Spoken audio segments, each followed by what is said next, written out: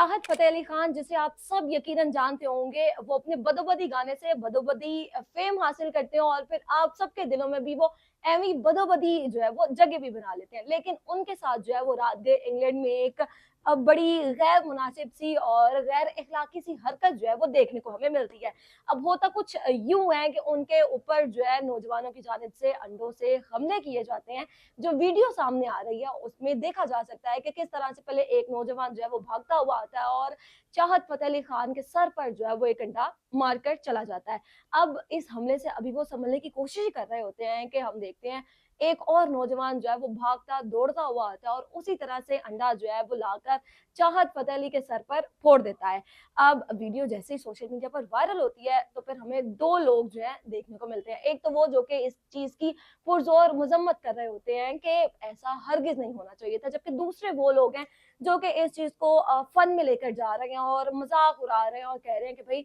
हमें तो चाहत फ़तेह अली खान वैसे ही पसंद नहीं थे, तो इनके साथ इसी तरह का सलूक जो है वो किया जाना चाहिए था। अब चाहत फ़तेह अली खान अगर आप लोगों को पसंद है, हमें पसंद है या नहीं पसंद है या हमने कभी उसके गाने सुने हैं या फिर नहीं सुने हैं या फिर अगर चाहत फ़तेह अली खान की जगह कोई और भी शख्स होता जो कि आप लोगों को नापसंद होता, तो हमें कोई हक नहीं पहुँचता है कि हम किसी के साथ इस तरह की हरकत जो है वो करें। अब चाहत फ़तेह अली खान के बारे में लोग कह रहे हैं कि भई वो अजीबो-गरीब किस्म के गाने बनाते हैं और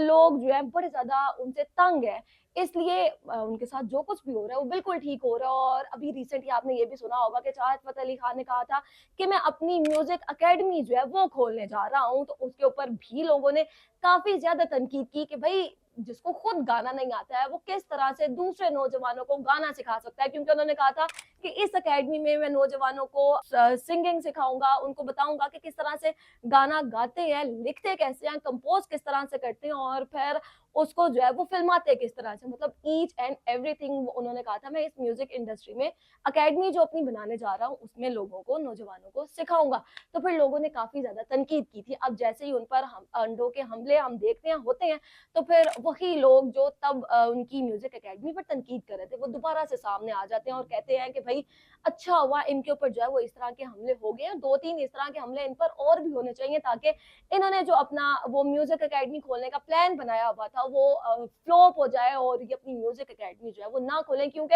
हम एक चाहत फ़तेह अली खान जो है वो बड़ी मुश्किल से बर्दाश्त कर रहे हैं, तो फिर हम अगर म्यूज़िक अकेडमी में इनके लोग आ गए वाक़ई, तो फिर हम बहुत सारे चाहत फ़तेह अली खान जो है वो किस तरह से बर्दाश्त करेंगे। अब ख़ैर ये तो सोशल मीडिया पर इस तरह की पहले भी बातचीत जो है, बातें लोग जो है वो करते रहते हैं, तनकीद करते रहते हैं। लेकिन